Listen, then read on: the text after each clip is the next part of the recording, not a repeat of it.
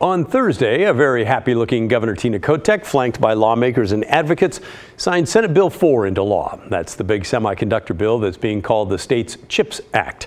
It's meant to help Oregon companies get a piece of the $52 billion being doled out by the federal government after they passed a CHIPS Act of their own. It also carries the biggest change to Oregon land use law in 50 years. There's always been controversy surrounding this bill, and we'll touch on that again today. But even after it's now become law, the drama continues. More on that in a second as well. All these things for you to wait for. But let's recap what Senate Bill 4 will do right now that it has the governor's signature. Here's how the money shakes out. $210 million total, $190 million in state money will go to support applications by Oregon semiconductor companies for a piece of that $52 billion in federal money. $10 million would go to local governments to help prepare land for semiconductor development. The other $10 million goes to the University Innovation Research Fund to help public universities get federal research grants. Okay, so there's that. Companies can apply for grants or loans of up to $50 million.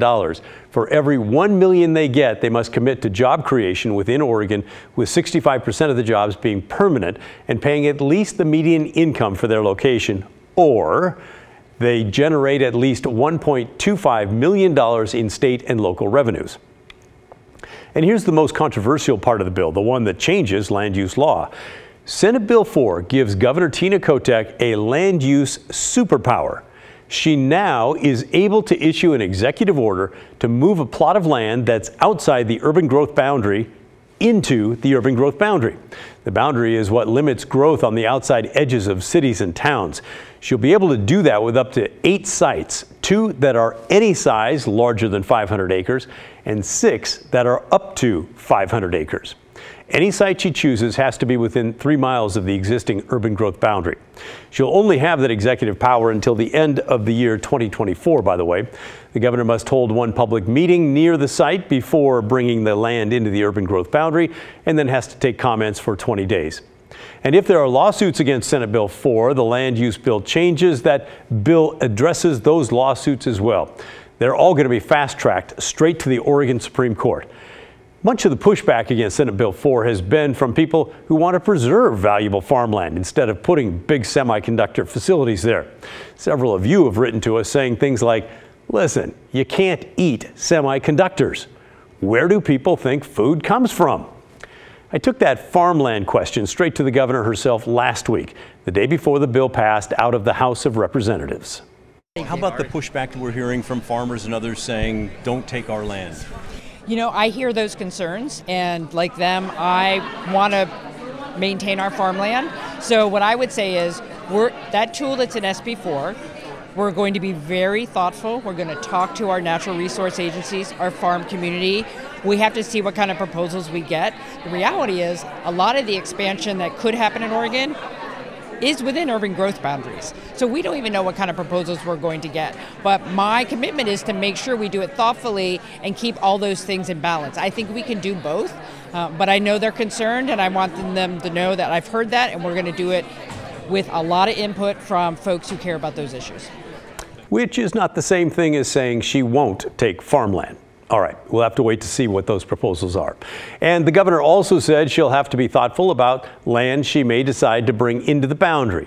Will now, 20 lawmakers in the House of Representatives, 10 Democrats, 10 Republicans, they've all signed a letter asking the governor to consider alternative land options for her semiconductor superpower to avoid taking farmland. What other land is out there that would work, you may ask? Well, how about the fancy golf courses in the Hillsborough area? Here's Representative Anna Scharf, a Republican who represents parts of Yamhill and Polk counties, talking about that idea last week. By the way, you're going to hear her say Section 10. That's the section in the bill that gives Kotek the superpower I mentioned. Farmland that is paved over is lost forever. So, as the governor moves forward with locating those support sites and supply chain sites, I have some suggestions for better options than taking farmland out of production. Farmland that feeds Oregonians and feeds the world. Number 1, Pumpkin Ridge Golf Course. It's in North Plains, 350 acres.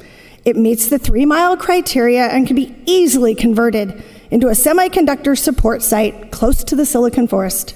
It's a members-only course that caters to a clientele that can afford it.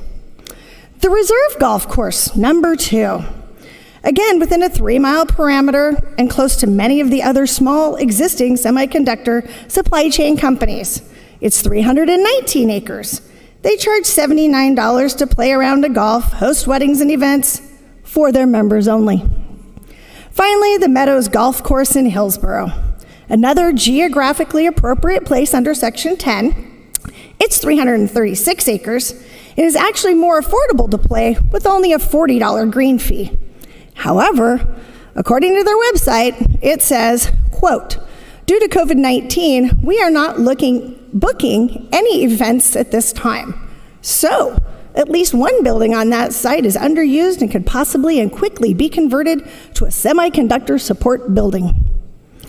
Colleagues, my point in all of this is if we're going to look at open spaces and available land for semiconductors, maybe we should consider all spaces, not just farmland.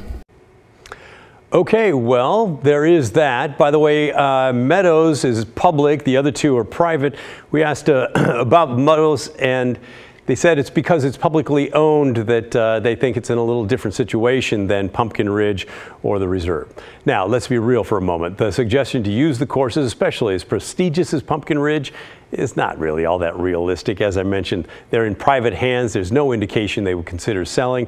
But it is notable that 10 lawmakers on both sides of the aisle signed on to the letter saying large open fields in the Willamette Valley are not purposeless.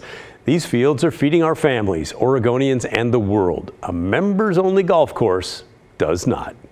Today we asked the governor's office for a comment on that letter. We're still waiting to hear back, and we'll keep a close eye on the pieces of lands the governor chooses under her new land use super authority.